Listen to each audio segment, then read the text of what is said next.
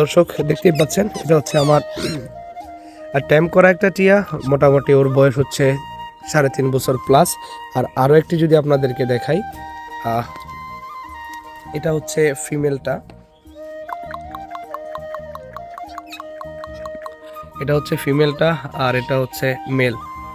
আর দুটোটাই টেম করা। মোটামুটি আমাদের সাথে, আমাদের ফ্যামিলির সাথে 3.5 বছরের উপরে একবার ডিম বাচ্চা করেছিল।